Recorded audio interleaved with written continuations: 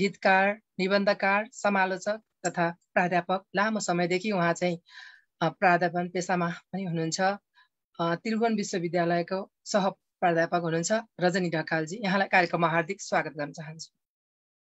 धन्यवाद। नमस्कार, सम्पूर्णमा नमस्कार। त्यस्तै गरी लामो समयदेखि अमेरिकामा बसेर नेपाली भाषा र साहित्यको निरन्तर सेवा गर्दै साहित्य लेख्दै र कार्यक्रमहरूको पनि संयोजन गर्दै उहाँको धेरै लामो छ परिचय। अब यो सानो कार्यक्रम छ, मैले धेरै उहाँको परिचय धेरै गराउन सक्दिनँ। त्यही भएर उहाँलाई चाहिँ कवि, निबन्धकार, साहित्यकार अनि कार्यक्रम सञ्चालक हाम्रो गोवर्धन पूजाज्यूलाई पनि कार्यक्रममा हार्दिक स्वागत गर्न चाहन्छु। हजुर भगवतीजी, धेरै धेरै धन्यवाद र यहाँ सबैलाई नमस्कार। त्यस्तै गरी युएईबाट हुनुहुन्छ, युएईमा रहेर नेपाली भाषा र साहित्यको सेवा गर्दै आउनुभएका कवि तथा साहित्यकार अजित छेत्री उत्सवजीलाई पनि कार्यक्रममा हार्दिक स्वागत गर्न चाहन्छु। धन्यवाद। त्यस्तै गरी जापानमा रहेर नेपाली भाषा र साहित्यको सेवा गर्दै आउनुभएकी बहिनी हुनुहुन्छ कवि गजलकार सङ्गीता कुँवरजीलाई पनि कार्यक्रममा हार्दिक स्वागत गर्न चाहन्छु। नमस्ते। यहाँहरू आफै पनि स्वनाम धन्य हुनुहुन्छ। मैले एकदम हाम्रो कार्यक्रम धेरै लामो नभएको भएर नि धेरै यहाँहरूको परिचय त्यति लामो दिएको छैन। सर्वप्रथम हाम्रो प्रमुख अतिथि हुनुहुन्छ आदरणीय रजनी ढकालज्यू। यहाँलाई कार्यक्रममा हामीले उपस्थित गराउन पाउँदा खुसी लागेको छ। यहाँ चाहिँ प्रमुख रूपमा निबन्ध पनि लेख्नुहुन्छ, कविता लेख्नुहुन्छ, गीत लेख्नुहुन्छ। विशेष गरी अझै मैले धेरै चाहिँ समालोचनाको क्षेत्रमा यहाँको धेरै कुराहरू पढेको छु, समालोचनाहरू। अहिले चाहिँ भनौँ न एउटा समालोचक नेपाली नारीहरू चाहिँ समालोचनाको क्षेत्रमा पनि देखिरहनु भएको छ। तर पनि पहिलाको रेसियोमा अलिकति बढेको हो। तर पनि तपाईँहरू लगायत अझै धेरै हुनुपर्ने हो जस्तो पनि लाग्छ। समालोचनाको क्षेत्रमा नारीहरू कतिको उपस्थिति पाउनु भएको छ यहाँले, महिलाहरू? धन्यवाद भगवतीजी, धेरै धन्यवाद। राम्रो प्रश्न गर्नुभयो। एउटा महिलासँग जोडिएको, महिला समालोचनासँग पनि जोडिएको, समग्रमा साहित्यको प्रवर्धनको लागि एउटा समालोचना एउटा महत्त्वपूर्ण विधा हो। त्यसको लागि पनि महिला समालोचकहरूको स्थिति पछिल्लो समयमा चाहिँ राम्रो छ। तपाईँले भने जस्तो अपेक्षाकृत सङ्ख्यात्मक रूपमा धेरै आउन सक्नु भएको छैन। त्यो नआउनुको कारण छ यो त्यति सजिलो विधा चाहिँ छैन। सिर्जनाहरू एकदम अध्ययन गर्नु पर्यो। अध्ययन गरेर एउटा त्यसमाथि आफ्ना विचारहरू राख्नु पर्यो, सिद्धान्तहरूलाई पनि बुझ्नु पर्यो। यी सबै कुराहरू बुझेर त्यो खास रसिलो विधा पनि होइन। त्यसले गर्दाखेरि साहित्यमा जति रुचिकर हुन्छ, साहित्य लेखनमा पनि त्यसमा डुब्दाखेरि जति आनन्द आउँछ, समालोचना लेख्दाखेरि त्यति आनन्द नआउन पनि सक्छ। हामी कहिलेकाहीँ एउटा बाध्यताले, आफ्नो पेसागत आवश्यकताले पनि गरिरहेका हुन्छौँ। तर वास्तवमा समालोचना नहुने हो भने फेरि साहित्य पनि खास काम छैन। साहित्यलाई बुझाउनको लागि समालोचनाको आवश्यकता चाहिँ छ। सधैँ पाठकहरूले पढ्ने बित्तिकै साहित्य बुझिन्छ भन्ने पनि होइन। साहित्यको स्तर कहाँ छ, कहाँनिर छ, यसको मूल्य के हो, इतिहासमा यसको अवस्था के छ, होइन, अगाडि कसरी जाँदैछ, यसको अवस्था के छ भन्ने कुरा बुझाउनको लागि, एउटा मूल्य निर्णय दिनको लागि, होइन, साहित्य इतिहासको पाटोमा यसलाई बुझाउनको लागि पनि समालोचनाको एकदम महत्त्वपूर्ण हात छ। त्यसमाले समालोचना गर्ने व्यक्तिहरू बढ्दै हुनुहुन्छ। जति साहित्य बढ्छ त्यति समालोचकहरू पनि बढ्नुहुन्छ र पक्कै पनि महिला समालोचक पनि बढ्नुहुन्छ भन्ने मेरो आशा हो। म विश्वविद्यालयमा पढाउँदै गर्दाखेरि सबै लेखकहरू त्यो समालोचनातिर पनि रुचि राख्नुहुन्छ, आउँदै हुनुहुन्छ भन्ने लाग्छ मलाई। धन्यवाद। हार्दिक आभार यहाँलाई। पक्कै पनि लाग्नुपर्छ। एउटा समालोचना भनेको चाहिँ दोस्रो लेखन हो, पक्कै पनि गाह्रो हुन्छ। तर पनि यसमा आफ्नो पहिचान बनाउँदै यहाँहरू जस्तै अरू थुप्रैजना आउँदै हुनुहुन्छ, खुसी लागेको छ। यहाँले भने जस्तै समालोचना नभइकन साहित्य बुझ्नलाई पनि अब भनौँ न अलिकति गाह्रै हुन्छ। समालोचना गर्दाखेरि चाहिँ कहाँनिर कस्तो भन्ने कुरा पनि धेरै बुझिँदो रहेछ भन्ने कुरा त्यसबाट पनि थाहा हुन्छ। यहाँको पहिलो कविता सुन्छौँ। मेरो? हजुर, एकदम प्रखर कवि हुनुहुन्छ, साह्रै मिठो कविता लेख्नुहुन्छ। ठिक छ, मैले भर्खर लेखेको एउटा कविता थियो, फुल। फुलको शीर्षक फुल छ है, सुनाउँछु। फुल उम्केपछि ओसिलो छायाबाट सताइरहने अक्टोपस झारहरूबाट उन्मुक्त हाँसेकी हुँ पर्खिँदै एउटा कलिलो घाम। आहत छु लामो समयदेखि हिंसाका चक्रवाती हमलाहरूबाट। गभारोले मूल जरै काटेपछि पलाएकी हुँ अस्तित्वको नयाँ जरा। पटक पटक पहिलिएका पात जोगाउँदै चोटले भाँचिएका काण्डमा आफ्नै साहसको मलम लगाउँदै पुनः बौरिएकी हुँ यो जङ्गली भूगोलमा। पृथक उभिएको परिचयमा नदेखेर सुकसुकाउँदो हरित पत्रदल, नबोलेर विभेदमा बाँचेको इतिहास। पितृसत्ताका आँखाहरूले सुन्दरताको एकाङ्गी अर्थमा सीमित हुँदै दरफराउँदो शरीर र गाँठा परेका हाँगाहरू लगाउन सक्छन् अनेक आरोप। वास्ता छैन मलाई कसैको उपेक्षा अनि प्रशंसामा पनि। मात्र गौरव छ मेरै बचाइसँग, सङ्घर्षले भरिएका सङ्घातहरूसँग, स्नेहिल समयका हातसँग, जसले सिकाए एउटा पहिचानको पाठ। सगरबाट पग्लेको अहम हरदम रुजाइरहन्छ र पखालिरहन्छ जराले भेटेको माटोको ममता। घाम र जुनको रङ बोकेका झरीका जलकणलाई स्वीकार्दै उपहारमा, अनि आफ्नै गर्वको सौन्दर्य पोतेर मुहारमा फक्रिदिन्छु परिवेशभरि। बाँच्नुको गौरव बाँच्नेलाई मात्र थाहा हुन्छ। विशेषाधिकार पाएकाहरूमा सहानुभूति छर्दै फेरि हाँसिरहेछु आज। उम्केपछि ओसिलो छायाबाट सताइरहने अक्टोपस झारहरूबाट उन्मुक्त हाँसेकी हुँ फुलाउँदै नयाँ समयको इतिहास। धन्यवाद। साह्रै मिठो फुल। त्यसमा कति मार्मिक बिम्बहरू छन्, गहिरो भावहरू छ, साह्रै मिठो।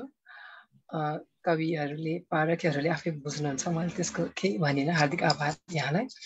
अब म नेपालबाट अमेरिकातर्फ लागेँ। गोवर्धन पूजाजी एकदम व्यस्त हुनुहुन्छ, व्यस्त हुँदाहुँदै पनि हामीलाई समय दिनुभयो, खुसी लागेको छ। विशेष गरी अहिले पछिल्लो समय के लेख्दै हुनुहुन्छ यहाँले?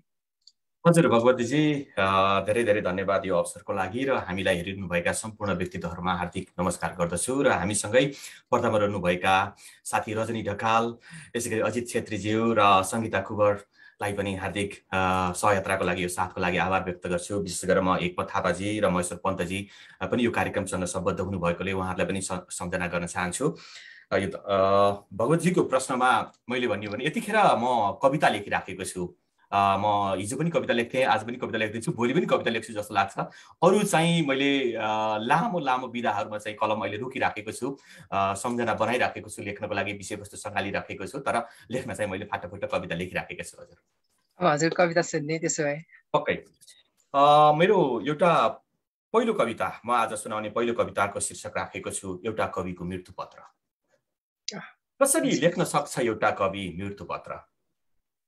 कसरी लेख्न सक्छ एउटा कवि मृत्युपत्र? भाग्यको पाटोमा अभावको खडेरीले फूल फुल्न नदिएपछि, भाग्यको पाटोमा अभावको खडेरीले फूल फुल्न नदिएपछि, कर्मको बाटोमा अशान्तिको आगोले मूल फुट्न नदिएपछि, चरचर धजा फाटेका मनका गरासँग नाता जोड्दै, भाग्यलाई बाँझो धरतीसँग तुलना गर्दै लेख्छ मृत्युपत्र। प्रेम गर्छ शब्दलाई जत्तिकै शरीरलाई, प्रेम गर्छ शब्दलाई जत्तिकै शरीरलाई, शरीरलाई जत्तिकै आत्मालाई, आत्मालाई जत्तिकै आमालाई। तर भोकले ख्याउटिएको आमाको अनुहार, तर भोकले ख्याउटिएको आमाको अनुहार जब पेट कस्ने पटुकी चुडिन्छ, जब भोकले ख्याउटिएको आमाको अनुहार जब पेट कस्ने पटुकी चुडिन्छ, त्यो चुडाइको आवाजले मनमा लागेको झड्का, पहिलो पटक कविता सुनाएर पाएको तालीको मिठो गडगडाटको प्रतीक्षामा उभिएको आक्रोश बन्छ र लेख्छ मृत्युपत्र। ऊ बेफाकमा खुसी हुन्छ। ऊ बेफाकमा खुसी हुन्छ र हाँस्छ, एकान्तमा एक्लै सपनै टिप्छ, सपनामै टिप्छ सुखको तितेपाती, पिउँछ तन्तनी सन्तुष्टिको समुद्र, श्रीमतीको टालेको फरियामा कविता देख्छ, हर फाटेको बाबुको कमिजमा कथा पढ्छ, छोराछोरीको तिर्न नसकेको स्कुले फी बाल कथा पढ्दै भाइ बहिनीको भविष्यमाथि उपन्यास कल्पन्छ। तर भान्सामा गुन्जने अभाव रागले खाक पारे पछिको मुटु कविको मुटु हुँदैन र लेख्छ मृत्यु पत्र हो। अनि उसले अभाव देख्न थाल्छ, पीडा देख्न थाल्छ, पीडा देख्न थाल्छ, पोल्छ भतबती मुटु र तडपिन्छ। अनि सम्झन्छ दूतावासका ढोकामा लमतन्न परेका तन्नेरी मुहार चित्र लेख्छ मृत्यु पत्र। तपाईलाई थाहा छ एउटा कविले मृत्यु पत्र कहाँ लगेर बेच्छ? कृपया सही जवाब छान्नु होला। क मलेसियन दूतावास, कोरियन दूतावास, ग अमेरिकन दूतावास वा अन्त कतै। धन्यवाद। कविका व्यवस्थाहरू पोखिएका भावहरू, अत्यन्तै मार्मिक भावहरू पोखिएको कविता। कविले आफ्नै मृत्युको घोषणा गरेर लेखेको। अब यहाँका प्रत्येक कविताहरू यस्तै मार्मिक र मुटुछुने हुन्छन्। हार्दिक आभार यहाँलाई। अब युए तर्फ लागे फेरि म। अजितजी युएमा हुनुहुन्छ अनि विभिन्न सङ्घ संस्थाहरूमा पनि आबद्ध हुनुहुन्छ, कविता लेख्नुहुन्छ, कथा लेख्नुहुन्छ। अनि अहिले चाहिँ सन्चो छैन आज मलाई भन्दै हुनुहुन्थ्यो। सन्चो नहुँदै पनि सायद त्यसलाई माया गरेर हाम्रो कार्यक्रममा आइदिनु भएको छ। अजितजी, पहिलो चरणमा यहाँको सृजना सुन्छौँ। नमस्कार भगवतीजी, धन्यवाद आजको कार्यक्रममा सहभागिता जनाउन पाएँ। र अझै संयोग पनि जसलाई मैले धेरै समयदेखि जब कविता लेख्न सुरु गर्थेँ, गोवर्धन पूजा दाई, त्यो बेलामा विभिन्न मासिक पत्रिकामा दाईको कविताहरू पढिन्थ्यो। नाम निकै राम्रो लाग्थ्यो मलाई त्यो नाम, र त्यो नाम जस्तै दाईको काम पनि लोकप्रिय छ। अनि रजनी ढकालजी हुनुभयो होइन, सङ्गीताजीलाई पनि आज चिन्जान भयो। यहाँहरूको साथमा चाहिँ आज कविता सुनाउन पाउँदाखेरिमा मलाई भाग्यमानी ठानेको छु। म कवि होइन, कवि बनाइदिनु भएको छ। मेरो घर चाहिँ स्याङ्जा चापाकोट। अहिले यो इस्यु 1 दशक भयो, बिचमा 1 वर्ष घर बसेको थिएँ, अनि फेरि आएको छु 5-6 महिनादेखि। यसै महिनामा मेरो कविता पनि निस्किँदैछ, सङ्ग्रह आकाशगङ्गाको किनार भन्ने। यो कविता चाहिँ सायद पहिलो कविता सङ्ग्रहमै सङ्ग्रहित छ, यो सुनाउँछु। अन्य कविताहरू चाहिँ सङ्ग्रहमा सङ्ग्रहित नभएका कविताहरू सुनाउनेछु। नयाँ कविता हो, यसलाई धेरै काटछाँट गरेको छैन मैले। अब यहाँ अहिले वाचन गर्दाखेरि किन भन्दाखेरिमा त्यो एडिट गरिसकेको चाहिँ मसँग रहेनछ। तै पनि खासै धेरै फरक छैन, म सुनाउँछु। नानी बाबुहरू देश बनाउँछन्। केही थान देशको नक्सा बाँडिदिनुस् केही मानिसहरूलाई र भन्नुहोस् त्यो नक्सामा आफूलाई मन लागेको कुरा। ठेकदारले नक्सामा बनाउनेछ नदी, नदीमा बनाउनेछ बालुवाको पहाड, खोल्नेछ क्रसर उद्योग अनि पार्नेछ आफ्नै नाममा टेन्डर, तर बन्ने छैन कहिल्यै पुल। वकिलले नेपालको नक्सामा बनाउनेछ 2 झडालुको तस्बिर र लडाउनेछ कहिले अन्त्य नहुने मुद्दा। केही थान देशको नक्सा बाँडिदिनुस् केही मानिसलाई र भन्नुहोस् त्यो नक्सामा आफूलाई मन लागेको कुरा। दलालहरूले बनाउनेछन् नेपालको नक्सामा कमिसन र नाफाको नेप्से परिसूचक, जहाँ बढ्नेछ जनताको ऋण चौगुना, खुसी चौगुना घट्नेछ। नेप्सेमा जनताको खुसीको काँटा कहिले लाग्ने छैन उकालो, उकालो लाग्नेछन् त केवल दलाल र घुसखोर। नेताको हातमा पर्यो देशको नक्सा भने टुक्रा टुक्रा पारेर देशलाई बनाउनेछन् निर्वाचन क्षेत्रहरू। चिन्ह लगाउनेछ धाँधली गर्न सकिने बुथहरू, खोज्नेछ सबैभन्दा सोझा नागरिक क्षेत्रहरू र बाँड्नेछ कहिल्यै पुरा नहुने आश्वासन।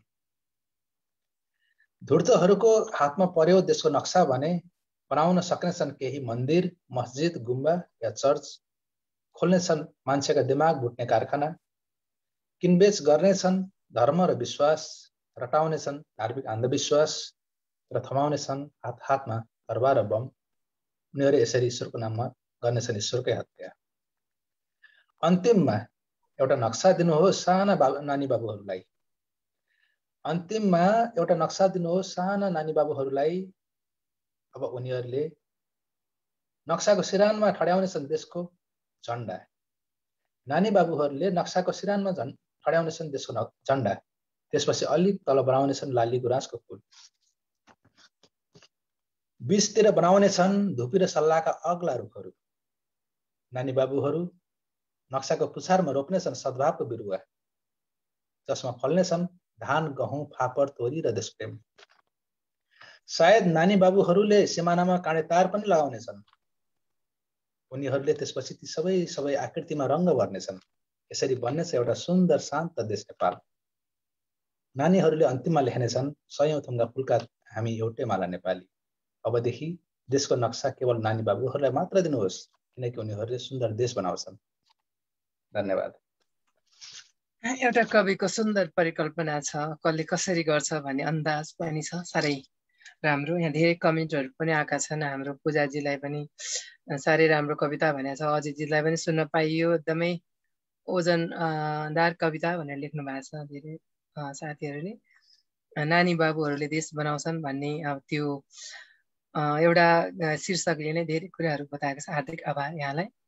अब म हाम्रो जापानतर्फ भनौँ, हाम्रो सङ्गीता कुँवरजीतर्फ लागे।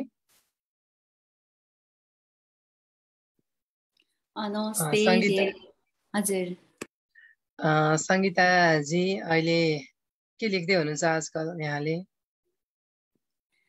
सबैभन्दा पहिला सबैजनालाई नमस्ते। म त एकदमै धेरै तपाईँहरू जस्तो यस्तो वर्षौँदेखि साहित्य क्षेत्रमा मेहनत गर्दै आउनुभएको मिठो मिठो साहित्यिकमा एउटा हामीलाई पस्किरहनु भएको तपाईँहरूका प्रस्तुतिहरू सुनिरहेको मान्छे आज तपाईँहरू सँगै आएर यसरी बोल्न पाउनु, कुरा गर्न पाउनु मेरो लागि एकदमै भाग्यमानी हो। म खास जापानमा अन्तर्राष्ट्रिय साहित्य समाजमा चाहिँ हामीहरू साथीहरूसँग चाहिँ सुरुमा कविता सुन्न जान्थ्यौँ कि हामी कविता गजलहरू सुन्न जाने। अनि सुन्दै जाँदै गर्दाखेरि चाहिँ त्यहाँ चाहिँ एउटा माहौल यस्तो बन्यो कि हामी त्यहाँ सुन्ने मान्छेले पनि केही लेख्नुपर्छ भन्ने एउटा भयो। तर हामीले नमिलिकन पनि कविता गजल बनाउने के ट्राई गर्ने। त्यसरी चाहिँ हाम्रो एउटा परिवार जस्तो भयो कि साहित्य समाज।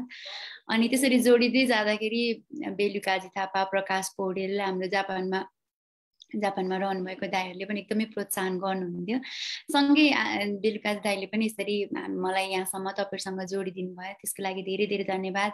नयाँ अनुहारसँग पनि यसरी भेट हुने मौका मिल्यो, एकदमै धेरै खुसी छु। र म सुरुमा तपाईँहरूलाई एउटा गजल सुनाउँछु। नमिलेको पनि हुनसक्छ, मेरो प्रयास मात्रै हो, मिठो मानेर सुनिदिनु होला। यो चाहिँ मैले गएको कोभिड भर्खर सुरु हुने बेलामा, म वर्षौँ भएको त्यो घर फर्किन नपाएको त्यो बेलामा लेखेको थिएँ। नमिलेको पनि हुनसक्छ, मिठो मानेर सुनिदिनु होला। एउटा सानो गाउँ थियो, पुरानो घर थियो। एउटा सानो गाउँ थियो, पुरानो घर थियो। जवानी रहँदै त्यही फर्कने ठुलो रहर थियो। एउटा सानो गाउँ थियो, पुरानो घर थियो। कमाउने बाटाहरू सुक्दै गए, घर चल्नै गाह्रो भयो। कमाउने बाटाहरू सुक्दै गए, घर चल्नै गाह्रो भयो। नुन तेल सकियो, अब चुलो साउकै भर थियो। जवानी रहँदै त्यही फर्कने ठुलो रहर थियो। यो बिरानो देशमा कहाँ थकाई मेटु म आमा। यो बिरानो देशमा कहाँ थकाई मेटु म आमा। गाउँकै चौतारो सम्झन्छु जहाँ पिपल र बर थियो। जवानी रहँदै त्यही फर्कने ठुलो रहर थियो। जिते भूकम्प दुश्मन दुःखहरू, जित्छु यो युद्ध पनि। जिते भूकम्प दुश्मन दुःखहरू, जित्छु यो युद्ध पनि। दैलोमै ठेस लागेर मरे भने बाँकी यही डर थियो। जवानी रहँदै त्यही फर्कने ठुलो रहर थियो। ऊ धेरै पछि आमालाई उपहार बोकेर घर फर्कियो। ऊ धेरै पछि आमालाई उपहार बोकेर घर फर्कियो। बिर्सेछन् आफ्नाले उसको गाउँ अहिले सहर थियो। जवानी रहँदै त्यही फर्कने ठुलो रहर थियो।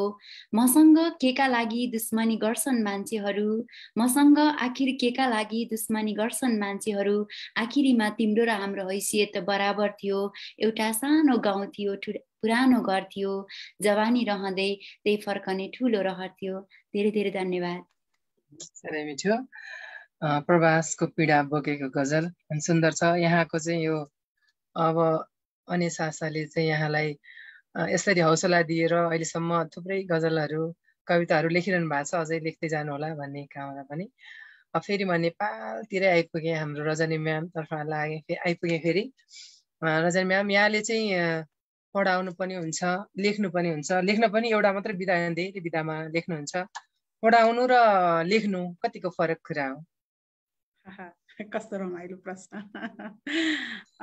सिर्जना आफ्ना अनुभूतिहरूलाई पोख्ने एउटा माध्यम हो। पढाउने कुरा त एउटा प्राविधिक कुरा पनि हो।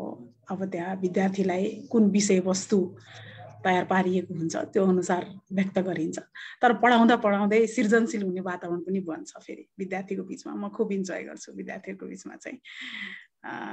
त्यही हो, विद्यार्थीलाई आफ्नो पाठ्यक्रम अनुसार निश्चित उद्देश्यमा सीमित रहेर अगाडि बढ्नुपर्छ कक्षा कोठामा होइन। पढाउँदाखेरि त सिर्जना त अब आफ्नो मन मौजी लेखन हो होइन, तर पनि समाजप्रति होइन सामाजिक उत्तरदायित्व सर्जकमा हुन्छ, उसले त्यो बोध गर्नुपर्छ। कुनै न कुनै रूपमा पढाउनु पनि एउटा सामाजिक उत्तरदायित्व हो, लेखन पनि एउटा सामाजिक उत्तरदायित्व हो। यस अर्थमा चाहिँ जोडिन्छ भन्ने लाग्छ मलाई। धन्यवाद। कति मिठो यहाँको जवाफ पनि आयो, हार्दिक आभार।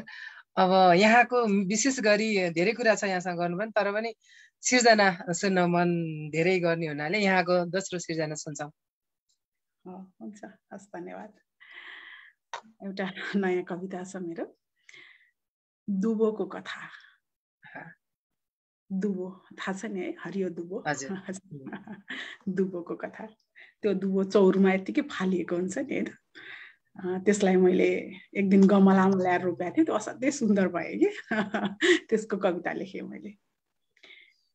उन्मुक्त छु हरियो हाँसोमा, मेरै सामुन्ने छ तिम्रो रङ्गीन आवरण, र बोलिरहेछु आफ्नै समयको कथा।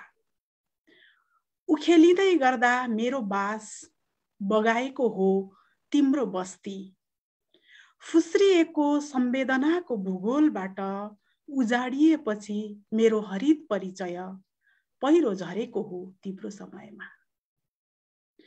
प्राणसँग टाढिएथे प्राणहरू, कसरी बाँच्थे निष्प्राण कायामा, निर्मम समयको मुख दर्शक म आज बाचाल छु। एकाएक बन्द भएपछि यो सहरको चलायमान गति, सुनसान भएको हो भौतिकी घारघार घुरघुर। सधैँ व्यस्त रहने तिम्रो समय टक्क रोकिएपछि कोठा कोठामा, वर्चस्व बदलिएपछि शून्यतामा सोचमग्न भएकी हुँ। इन्जिनका रापिला धुवाँ र प्रदूषित वायुबाट मुक्त भएपछि यो परिवेश, खोलिएका हुन् यी मसिना पातका सास नलीहरू। कंक्रिट मात्र उम्रेको यो सहरमा बिउजेपछि मेरा बेखबर सपनाहरू ढिलै भए पनि खुसी छु। तिमीले हात मिलाउन खोज्दा पहिल्यै बुझ्नुपर्ने समन्यायको पाठ बल्ल बुझ्न खोज्दैछौ। बोलिरहेछौ मित्रताको भाषा। उघार्दै फराकिला नयन चम्किँदै आफ्नै विश्वासमा हेर्न सकेकी हुँ तिम्रो घरको चित्रकारी। रङको गोधुलीबाट चिरबिराइरहने हृदय स्पर्शी ध्वनि के तिम्रै ध्वनि हो, के तिम्रै आवाज हो? मूर्छित विगतमा ठिङ्गुरिरहेका बेला जुरुक्क उठेपछि स्नेहको हातसँगै फालिएको चौरबाट मायाको कौसी चढ्दै उन्मुक्त उठेको हो तिमीलाई टक्क दिने मेरो गगनचुम्बी अस्तित्व। उन्मुक्त छु हरियो हाँसोमा, मेरै सामुन्ने छ तिम्रो रङ्गीन आवरण, र पर्यलिरहेछु समयले बिथोलेको तिम्रो र मेरो कथा। धन्यवाद। एउटा कविले मात्रै यी कुराहरू सोच्न सक्छ भन्ने लाग्छ होइन। कस्तो एउटा दुबोबाट भनौँ न, एउटा त्यो हजुरले स्टोरी अगाडि भन्नुभएको थियो, त्यो कुराबाट कति धेरै कुराहरू त्यहाँभित्र आएका छन्। व्यवस्थाका कुरादेखि लिएर हरेक कुराहरू त्यहाँभित्र पसेका छन्। हार्दिक आभार एकदमै सशक्त कविताका लागि। अब फेरि म गोवर्धनजीतर्फ लागेँ। गोवर्धनजी एकदमै व्यस्त हुनुहुन्छ, कामहरू गर्नुहुन्छ, विभिन्न सङ्घ संस्थाहरूमा विभिन्न के अरे ठुलै भूमिकामा बसेर काम गरिरहनु भएको छ, कार्यक्रमहरू चलाइरहनु भएको छ। अब साहित्यिक कार्यक्रम नयाँ के गर्दै हुनुहुन्छ? हजुर, यतिखेर भगवतजी यो प्रश्नको लागि धेरै धेरै धन्यवाद। यहाँहरूले टाढा बसेर पनि हेरिरहनु भएको छ भन्ने कुरामा त्यो काम हेरिरहनु भएको रहेछ भन्ने कुराको यहाँ अनुभूत हुन्छ मलाई। पक्कै पनि हामी म यतिखेर अनिशाससँग आबद्ध छु र अनिशासलाई केही गर्नको लागि, अनिशासमा बसेर केही मिलिजुली काम गर्नको लागि काम गरिराखेको छु। सबैसँग सहयात्रा सहकार्य भइराखेको छ र पछिल्लो समय मैले एउटा कार्यक्रम सुरु गरेको छु। दोस्रो अङ्क गइसकेको छ। शब्द सारथी भन्ने कार्यक्रम, एउटा साहित्यकारहरूलाई समेटेर शब्द सारथी भन्ने कार्यक्रमलाई अलिकति पाक्षिक रूपमा मैले प्रस्तुत गरिराखेको छु। अरू कार्यक्रमहरूसँग पनि आबद्ध छु। हाम्रो अनिशासको विभिन्न गतिविधिहरू, हिजो पनि एउटा नवरत्न पुरस्कार कार्यक्रम थियो। अब आउने दिनमा पनि, आउने हप्ता शुक्रबार पनि हाम्रो तीजको कार्यक्रम हुँदैछ। अनिशासहरूले तीजको कार्यक्रम गर्दैछ। यस्ता कार्यक्रमहरूको अलिकति सहयोगी भूमिका निर्वाह गरिराखेको छु र मैले यहाँनिर 3 जना दिदी बहिनीहरूलाई देखिराखेको छु। यो अवसरमा तीजको यो मौसम छ, यो मौसममा यहाँहरू लगायत सम्पूर्ण हामीलाई हेरिरहनुभएका तीज महिलाहरूको महान पर्व तीज हिन्दू महिलाहरूले जसरी मनाउनुहुन्छ, उहाँहरूलाई यो दर खाने पर्व, यो नाच्ने गाउने मौसममा धेरै धेरै शुभकामना भन्न चाहन्छु भगवतीजी। धन्यवाद। यहाँको कार्यक्रमहरूको चाहिँ सफलताको शुभकामना। अब अनिशासको एउटा केन्द्रमा हुनुहुन्छ, विभिन्न कार्यक्रमहरू पनि गरिरहनु भएको छ, साहित्य पनि लेखिरहनु भएको छ, आफ्नो काम त छँदैछ। यहाँको कार्यहरू चाहिँ लाई सफलता मिलोस् भन्ने कामना गर्छु। अब दोस्रो चरणको कविता सुन्छौँ यहाँको। हुन्छ, आज म एउटा अर्को कविता, हामी अब जस्तो अजितजी पनि युएमा हुनुहुन्छ र आकाश गङ्गाको किनार कविता सङ्ग्रह प्रकाशन गर्दै हुनुहुन्छ। उहाँलाई धेरै धेरै बधाई तथा शुभकामना भन्न चाहन्छु यो अवसरमा। त्यसै गरी हाम्रो बहिनी सङ्गीता कुबर जापानमा बसेर अत्यन्तै सक्रिय हुनुहुन्छ। म जापानमा भएको च्याप्टर सम्मेलनमा पुगेको थिएँ 1 वर्ष अगाडि। त्यो बेलामा उहाँको गतिविधि, उहाँको सक्रियता देखेर म अचम्मित भएको थिएँ। उहाँको एउटा समूह छ, साथीहरूको, बहिनीहरूको समूह रहेछ। त्यो समूहले गरेको कामहरू देखेर अचम्मित भएको थिएँ। उहाँलाई पनि भयो। अब रजनीजीको कविता, मलाई लाग्थ्यो यो समालोचकहरूले कविता लेख्न सक्दैनन् भन्ने जस्तो लाग्थ्यो, तर रजनीजी पहिला सुरुमा उपन्यासकार, निबन्धकार भएर अहिले कवि भएर आउनुभएको, समालोचक भएको कारणले गर्दाखेरि हामी के भन्छौँ भने समालोचकले बाटो मात्रै देखाउँछ, आफू चाहिँ लेख्न सक्दैन भन्थ्यौँ। यो राम्रो, यो गरे राम्रो, यो गरे राम्रो, यो गरे राम्रो भन्थ्यौँ। तर रजनीजी दुईटैमा दक्ष हुनुहुन्छ। उहाँको यो प्यारालल समानान्तर रूपमा अघि बढिरहेको यात्रालाई शुभकामना पनि भन्न चाहन्छु। र मैले एउटा कविता यो परदेशको जीवनलाई, पीडालाई समेटेर लेखेको कविता गुण छोडेको चरा र म सुनाउन चाहन्छु यतिखेर। मेरो दोस्रो कविता गुण छोडेको चरा र म। उस्तै लाग्छ गुण छोडेको चरा र म। उस्तै लाग्छ गुण छोडेको चरा र म। फर्कने निश्चित छैन कुनै पनि बेला शिकार हुन सक्छ वर्षेर समयको असिना धैर्यताको टाउकोमा।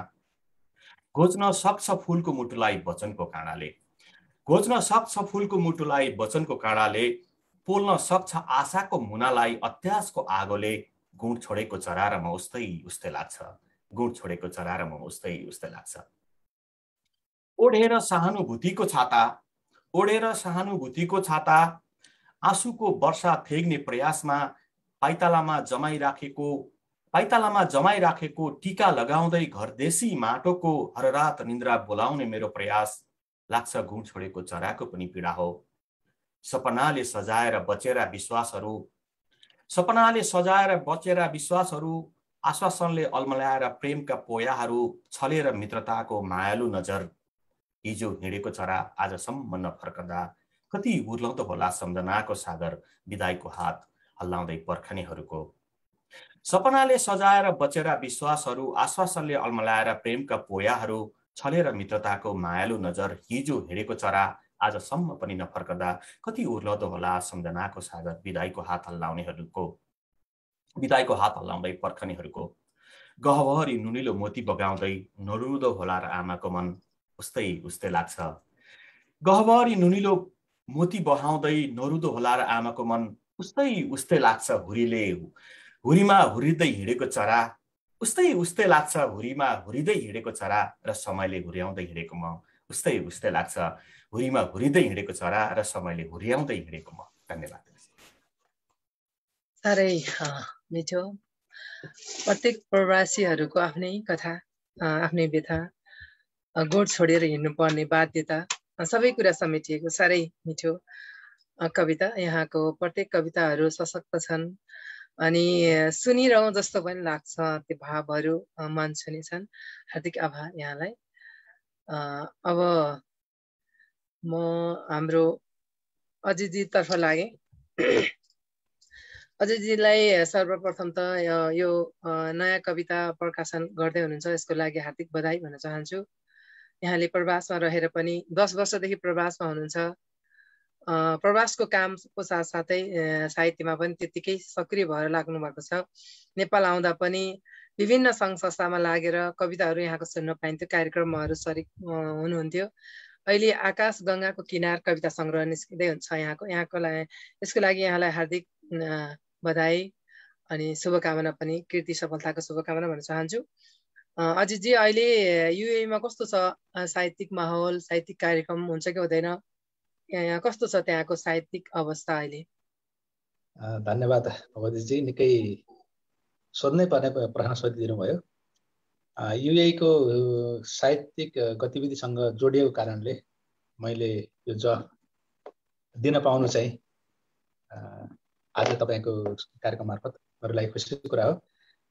युए पक्कै पनि सजिलो छैन, खास गरी खाडी मुलुक होइन, सबैभन्दा दुःख कठिन र समय मिलाउन नसक्ने क्षेत्र भनेको नै खाडी हो जस्तो लाग्छ आफ्नो अनुभवले, खाडीका केही मुलुकहरूमा घुमेको अनुभवले।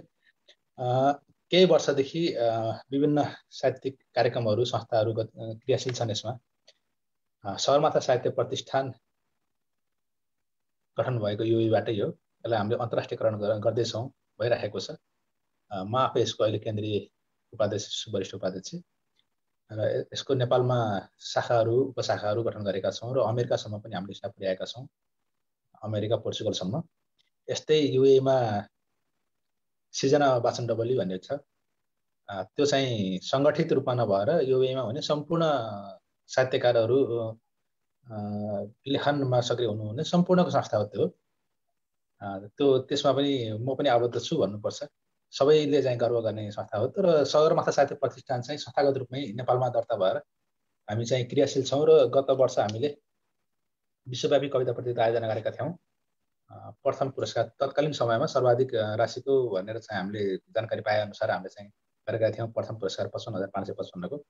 त्यसपछि अहिले थुप्रै पुरस्कारहरू आएको छ। अनेस आशाले थुप्रै राम्रो राम्रो कार्यक्रमहरू गरिरहनु भएको छ, पुरस्कारहरू दिइरहनु भएको छ कवि साथीहरूलाई। कविताको सगरमाथा भन्ने यो किताब थियो।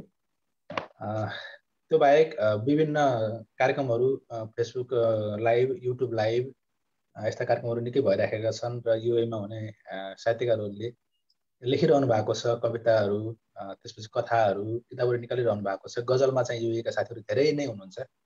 4-5 दर्जनकै हाराहारीमा चाहिँ राम्रो लेख्ने र नेपालका मिडियाहरूमा चाहिँ अथवा चाहिँ लेख्ने मान्छेहरूको बिचमा चिर परिचित अनुहार नै 4-5 दर्जन छ। र नेपालबाट विभिन्न साहित्यकारहरूलाई लिएर आएर सम्मान गर्ने कार्यक्रमहरू पनि हामी गर्छौँ, अरूले पनि गरिरहनु भएको छ। तत्कालको लागि चाहिँ यति नै हो। अनि गुण छाडेको चरा र म उस्तै उस्तै लाग्छ निकै राम्रो चाहिँ कविता गोवर्धन दाइले सुनाउनु भयो। मैले पनि एउटा यस्तै कविता सुनाउँ भनेर चाहिँ रेडी गर्दै थिएँ अहिले प्रदेशको विषयमा। दाइको कविता सुनेपछि दाइको त कविता सुनेपछि मैले कविता सुनाऊ कि नसुनाऊ त्यो कविता हो जस्तो भयो। किन भन्दाखेरि दाइको कविताको अगाडि मलाई आफूलाई फिक्का लाग्यो है। हेर्दैछु, छुटेका कुरा शीर्षक छ। म सुरु गर्छु। खाँदा खाँदैको आधा गाँस छाडेर आधा निदमा उठेर फुल्दै गरेको आधा जवानी छाडेर हिँडेको हुँ परदेश। खाँदा खाँदैको आधा गाँस छाडेर आधा निदमा उठेर फुल्दै गरेको आधा जवानी छाडेर हिँडेको हुँ परदेश। अङ्गालो भरिकी श्रीमती छाडेर आँखाको नानी जस्तै छोराको काखको छोरालाई रुवाएर बुढी आमाको आँखामा आँसुको भेल बगाएर पिताजीको भरोसालाई धुलोमा मिलाएर एका बिहानै छाडेको हुँ घर। लह लह झुलेको बाली छाडेर चियर्स भन्दै गिलास जुदाउने साथी छाडेर चियर्स भन्दै गिलास जुदाउने साथी छाडेर हिँड्ने गोरेटा बाटाहरू छाडेर अङ्गालो मार्ने शीतल बतास छाडेर स्पर्श गर्ने दिउँसोको पारिलो घाम छलेर भाले नबास्दै चढेको हुँ काठमाडौँ जाने बस। बोकेको हुँ भिजा लागेको पासपोर्ट र उडेको हुँ खाडीको अमुक ठेगानामा लैजाने जहाज। त्यसरी म एक दिन परदेश लागेको।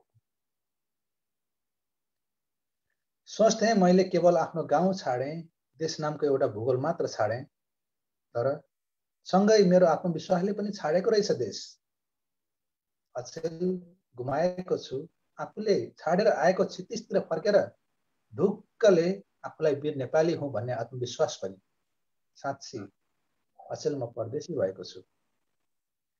पहाडबाट मुस्कुराउँदै झर्ने बिहान छाडेर, मलाई हर साँझ कुरिरहने आँगन छाडेर, हर रात म मडारिँदा पनि सहिदिने बिस्तर छाडेर, म रुँदा उदासिने र म हाँस्दा मुस्कुराउने प्रिय ऐना छाडेर, हजार पटक ठेस लागेपछि आफ्नै लाग्न थालेका बाटाका ढुङ्गाहरू छाडेर, अँध्यारामा पधर्नी आउनु अगावै र सूर्यमुखीले अन्तिम प्रहर निदाउँदै गर्दा छाडेको हुँ घर, हिँडेको हुँ परदेश। सोचेको थिएँ मैले मेरो माटोको गन्धलाई मात्रै छाडेको हुँ। बाबु सन्चै छौ भनी सोध्ने प्रियजनलाई मात्रै छाडेको हुँ। छहारी दिने एउटा आकाश मात्रै छाडेको हुँ। खेल्ने आँगन मात्रै छाडेको हुँ। तर छुटेछन् थुप्रै थुप्रै कुरा, जस्तो कि आँखामा सपना छुटेछन्, पाइतालामा गन्तव्य छुटेछन्, फुलमा रङ्ग छुटेछन्, प्रेमको कबुलनामा गरेको रुमाल छुटेछन्। छुटाउनै नहुने थुप्रै थुप्रै कुराहरू छुटेछन्। तिर्खाउँदा हत्केलाले पानी उगाउने इनार छुटेछन्। आफ्नै बिम्ब नदीमा हेर्न म उभिने किनार छुटेछन्। केही तस्बिर छुटेछन् र केही बिर्सनै नहुने याद पनि छुटेछन्। परदेश लागेपछि गाउँका हितैषी छुटेछन्। आफ्नो भन्दा मेरो चिन्ता गर्ने मेरा प्रिय बैरीहरू छुटेछन्। मादलमा खरी छुटेछन्, बाँसुरीमा धुन छुटेछन्। गन्तव्य नाप्दा मेरो आफ्नै पाइला छुटेछन्। मलाई चिनाउने मेरो परिचय छुटेछन्। मलाई गाउँमा पुर्याउने मेरो ठेगाना छुटेछन्। हुलाकको बाकसमै केही थान पत्र मित्र छुटेछन्। प्रियका आँखामा निद छुटेछन्। सबै कुरा। परदेश लागेपछि जीवनमा सबै कुरा छुटेछन्, सिवाय मेरा दुःख र पीडाहरू। धन्यवाद। भावुक बनाउने यहाँको कविता। पक्कै पनि परदेश लागेपछि एउटा परदेशीले के छुटायो, के गुमायो भन्ने कुरा पनि धेरै कुरा आएको छ। एउटा कविले कति धेरै सोच्न सक्छ भन्ने कुरा पनि हो है। आफूले छुटाएको कुराहरू, आफूले गुमाएका कुराहरू त्यो भावुक भएर सुनाउनु भयो। हार्दिक आभार यहाँलाई। अब अर्को कवि हाम्रो सङ्गीता कुँवरजी तर्फ लागे म। सङ्गीताजी, जापानको साहित्यिक गतिविधि बारे केही बताइदिनु न, एकदम थोरै। हस्, धेरै धेरै धन्यवाद। विशेष गरी मलाई जापानमा चाहिँ हामीले साहित्यिक गतिविधि, साहित्यको कुरा आउने बित्तिकै अन्तर्राष्ट्रिय नेपाली साहित्य समाजलाई चाहिँ बढी हामीले दिमागमा आउने गर्छ। किनभने त्योभन्दा मान्छेहरूलाई चाहिँ यस्तो भइसक्यो कि त्यहाँ भएको थुप्रै संस्थाहरूमध्ये त्यहाँ गयो भने झगडा हुँदैन, त्यहाँ गयो भने आनन्दले सुन्न पाइन्छ, मिठो कुरा। त्यहाँ गएपछि एनआरएनतिर गयो भने एक आपसमा झगडा भएको कुराहरू हुन्छ होइन, कुनै सङ्घ संस्थामा भयो भने लेनदेनको कुराहरू हुन्छ। तर साहित्य समाजको एउटा यस्तो चौतारी भयो कि मान्छे हप्ताभरि दुःख पीडा भएको छ भने त्यहाँ चाहिँ सुन्ने एउटा चौतारी, आफ्नो दुःख बिसाउने चौतारी जस्तो भयो कि। त्यसरी चाहिँ म आफू 6-7 वर्ष जापान बस्दाखेरि चाहिँ मैले त्यसरी चाहिँ साहित्य समाजलाई हेरेँ। त्यहाँको नेपाली समाजभित्र पनि यस्तो राम्रो के, नलेख्ने मान्छेहरू पनि सुन्न मात्रै पनि जानुहुन्छ। हरेक समुदायको मान्छे हुनुहुन्छ, हरेक सङ्घ संस्थाको मान्छेहरू हुनुहुन्छ। मलाई एकदमै धेरै त्यो गौरव लाग्छ कि जापानको साहित्य समाजको त्यो साथीहरू, दाइ दिदीहरू देख्दाखेरि। एकदमै राम्रो लेख्ने मान्छेहरू पनि हुनुहुन्छ। अनि अब अन्तर्राष्ट्रिय साहित्य समाजको केन्द्रीय अध्यक्ष प्रकाश पौडेल माइला नै जापानबाट हुनुहुन्छ होइन। त्यस हिसाबले पनि हामीले एकदमै धेरै गौरव गर्छौँ र एकदमै धेरै राम्रो छ माहौल। त्योभन्दा नि सबभन्दा धेरै मलाई गौरव लाग्ने त अहिलेको यो नयाँ युवा पिँढी हुन्छ नि, जो बाहिर गएपछि त आफ्नो भाषा साहित्यलाई बिर्सिन्छ। तर जापानमा चाहिँ यस्तो मिठो, यस्तो राम्रो छ क्या, नयाँ मान्छेहरू हुनुहुन्छ कि लेख्ने। अनि त्यो कुरा चाहिँ एकदमै धेरै गौरव लाग्छ मलाई। त्यही अब विदेश गइसकेपछि प्रवासमा भइसकेपछि चाहिँ एउटा के हुनेछ भने सबैभन्दा धेरै माटो नै हुने रहेछ क्या। मिस भनेको धेरै धेरै सम्झने भनेको माटो भन्ने हुने रहेछ। अनि हरेक कुराहरू लेख्न बसे कि त्यही माटो, आमा होइन, त्यो कुराहरू नै आउने रहेछ। अहिले गोवर्धन दाई, अजित दाईको कविताहरू सुन्दा नि यस्तो भकार्निए कि मन होइन, अनि कस्तो भयो। अनि त्यो फिल चाहिँ मैले गराएको छु। म जापान गएको 1 हप्तामा चाहिँ मैले त्यो भावना भनेर मेरो डायरीमा लेखेको थिएँ होइन। त्यो अब कविता भयो कि के भयो मलाई थाहा छैन होइन। आमा शीर्षकमा लेखेको एउटा भावना थियो। अनि यही प्रसङ्ग हुँदै गर्दा मैले अहिले तपाईँहरूलाई पनि यो भावना सुनाउँछु। कस्तो लाग्छ सुरु गर्छु है त। राजनीतिक संक्रमण भन्दै बितेका 2 दशक, मेरो गाउँ बनाउने, मेरी आमा हँसाउने सपना, धरहरा उठाम्ला सोचेथे, धरहरा उठाम्ला भनेथे, घर पनि बनाम्ला सोचेथे, म बन्छु अर्को पुस्ताको लागि भनेथे। तर आमा गैरी खेत बन्दकी राखेर, बेलुकाको छाक टारेर झुटो सपनामा फुलमाला सजाएर पठाएकी थियौ। खेलौनामा मात्रै देखेथे यति ठुलो हवाई जहाज आमा, त्यही हवाई जहाज चढेर परदेश पसेकी तिम्री छोरीलाई अभाव, दुःख, पीडा, सङ्घर्ष सामान्य लाग्छन् आजकल। अझ आमा मरुभूमिमा पसिना पोखेर परदेशिदा लागेको ऋण तिर्नु छ। तिमीलाई 1 सरो लुगा, भाइलाई खिलौना, बहिनीलाई किताब किन्ने पैसा जोहार गर्ने सपना छ। मेरो हरियो पासपोर्ट भित्रको त्यति ठुलो सपना। सुन न आमा, केही वर्ष लाग्ला हाम्रा सुन्दर सपना साकार हुन। म फर्किम्ला, अझै बाँझे छोडेको खेतमा खेती गरौँला, बिहान बेलुका हाँसेर भए पनि भाँसी आटो सँगै खाउँला, सँगै रौँला, हाँसौँला तिम्रो काखमा आमा। अझ आमा एयरपोर्टबाट दैनिक 3वटा रातो बाकस आउँछन्। म फेरि त्यही बाकसमा भरिएर फर्किए भने नरुनु आमा, किनकि तिम्री सन्तानले सङ्घर्ष, अभाव, दुःख सिकेकी छ। तिमीले भन्दा बढी जिन्दगीलाई नजिकबाट बुझेकी छ आमा। धेरै धेरै धन्यवाद। परदेशीको पीडा, प्रवासी प्रवाह भनेको चाहिँ प्रवासमा रहेका सर्जकहरूको चाहिँ एउटा भावना बोकेको कुराहरूलाई एउटा व्यक्त गर्ने एउटा यो माध्यम पनि हो। यहाँले सबैजनाले चाहिँ प्रवासी पीडाहरू सुनाइरहनु भएको छ, मन भावुक पनि बनिरहेको छ। हार्दिक धन्यवाद यहाँलाई। अब म हाम्रो आदरणीय डाक्टर रजनी ज्यूतर्फ लागेँ। यहाँले चाहिँ अहिले भनौँ न, यहाँ चाहिँ अब यो अहिलेको पुस्ता नै हुनुहुन्छ भनौँ न। पहिलाको पुस्ताहरूले लेख्ने कविताहरू, अहिलेका पुस्ताहरूले लेख्ने कविताहरूको फरक के पाउनुहुन्छ यहाँले? कविता त अब विषयगत, भावगत, विचारगत रूपमा केही न केही फरक त भइ नै हाल्छन् स्रष्टाको अनुभूतिमा। शैली शिल्पका कुराहरूमा त कविता बिम्ब भए होइन, काव्यात्मक अनुभूति हो, लयात्मक अभिव्यक्ति हो, त्यसमा त समानता नै छ। पछिल्लो समयका विचारहरूमा चाहिँ विशेष गरेर समाजमा आएका जुन परिवर्तन, विश्वमा आएका परिवर्तनका, अधिकारका, चेतनाका कुराहरू छन्, त्यो विषयमा चाहिँ स्रष्टाहरू बढी सचेत भएको पाउँछु। अब विदेशतिर बसेर लेख्नेहरूले चाहिँ मूलत आफ्नो भूमि सम्झेर, आफ्नो भूमिका पनि भइरहेका व्यथितिहरूप्रति उहाँहरू पनि एकदम सचेत भएर त्यसप्रति उहाँहरू जागरुक भएर लेख्नुहुन्छ। र नेपालभित्रका सर्जकहरूले पनि मूलत अहिलेको प्रवाह के छ त, समाजको आवश्यकता के छ त, त्योतिर चाहिँ बढी सचेत भएर लेख्नु भएको पाइन्छ।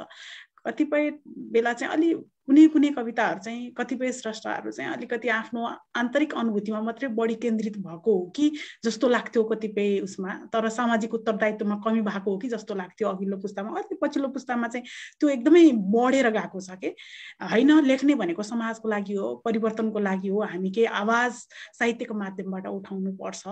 हुन त आफ्नो व्यक्तिगत अनुभूति भए पनि त्यो साधारणीकरण हुनुपर्छ, समाजसँग जोडिनुपर्छ भन्ने चेतना चाहिँ अझ बढ्दै गएको हो जस्तो लाग्छ मलाई चाहिँ पछिल्लो पुस्तामा।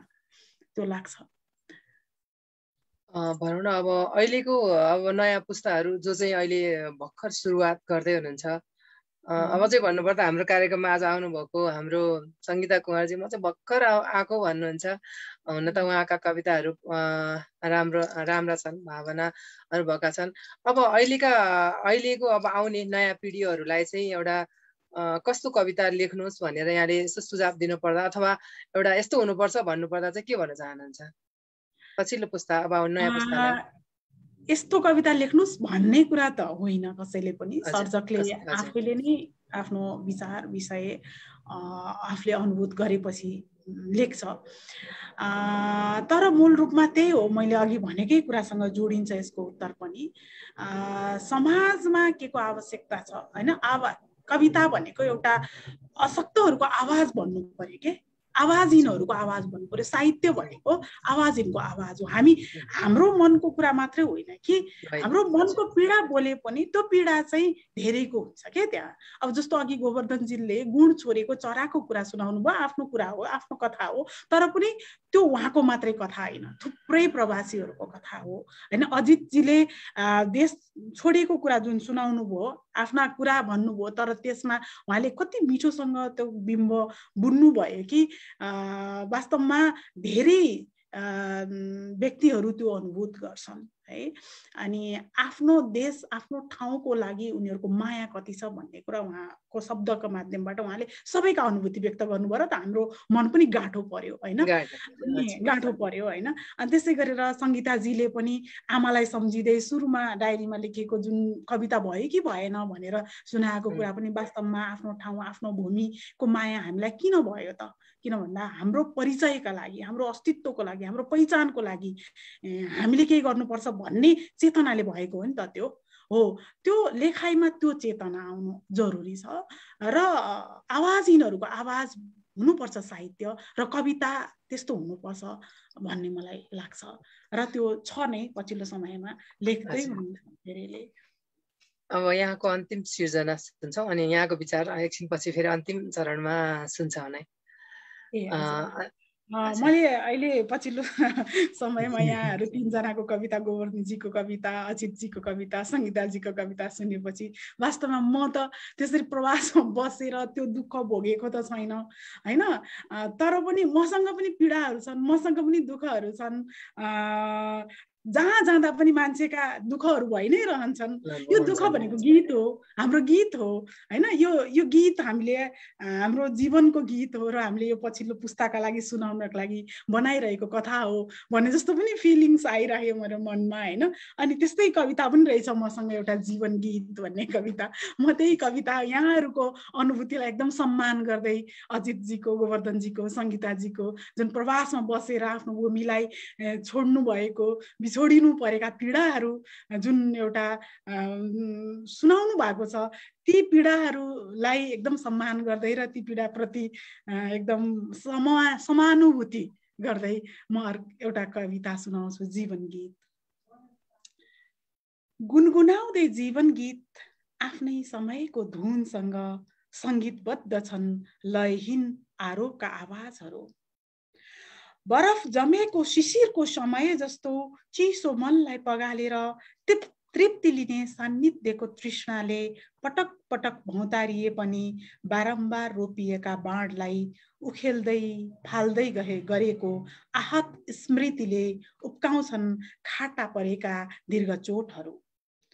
असारे आलीमा बज्रेको कोदालीको प्रहार जस्तो आरोपको महायात्राले खन्दा खन्दै कुदेको जीवनको लय अति सुमधुर लागिरहेछ आफैमा बजेको आत्मविश्वासी धुन। बानी लागेको छ पीडामा लगाउने मलम जस्तै भोगाइका जीवन्त यात्रामा यी आरोपहरूको र त बनिरहेछन् अर्थपूर्ण गाथाहरू, नभए यी कथाहरू, नभए यी अर्घिल्याइहरू, नभए यी अनन्त भुक्तमानहरू। कसरी कोरिदिनु मैले आगामी पिँढीलाई आफ्नो अस्तित्वको महाचित्र। आज हिँड्दा हिँड्दै तिनै डोबहरू खोजेर सापट्टि माग्दै जुनको किरण खोजी रोपिदिनु छ ती आरोपी सङ्गीन हृदयहरूमा र सगाल्नु छ तिनबाट खसेको मुलायम शीत अनि पखाल्नु छ जडताले जरो गाडेको यो समाजको अहमलाई। धन्यवाद। साह्रै सबैमा चाहिँ समानुभूतिको कविता भन्नुभएको थियो, साँच्चै दुःख सबैको छ भन्ने कुरा सबैलाई चाहिँ हुने गरी साह्रै मिठो कविता सुनाउनु भयो। हार्दिक आभार यहाँलाई।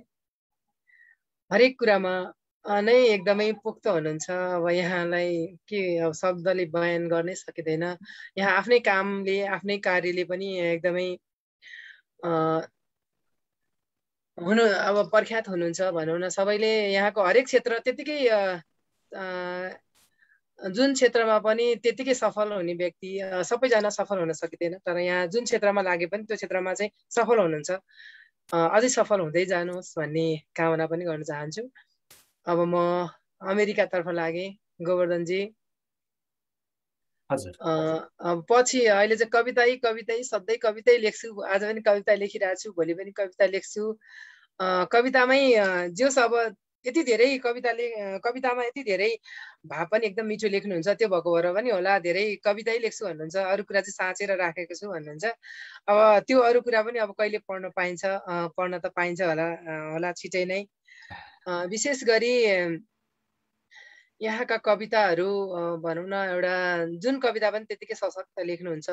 नेपालदेखि नै लेख्दै जानु भएको थियो, अहिले पनि लेख्नुहुन्छ। अझ लेख्ने भन्दा पनि धेरै चाहिँ सङ्घ संस्थामा योगदानहरू दिइरहनु भएको छ। अहिले पछिल्लो समयमा चाहिँ अनि शासामा हुनुहुन्छ। अनि शासाको चाहिँ गतिविधिहरू थोरै त यहाँले बताइसक्नु भएको छ।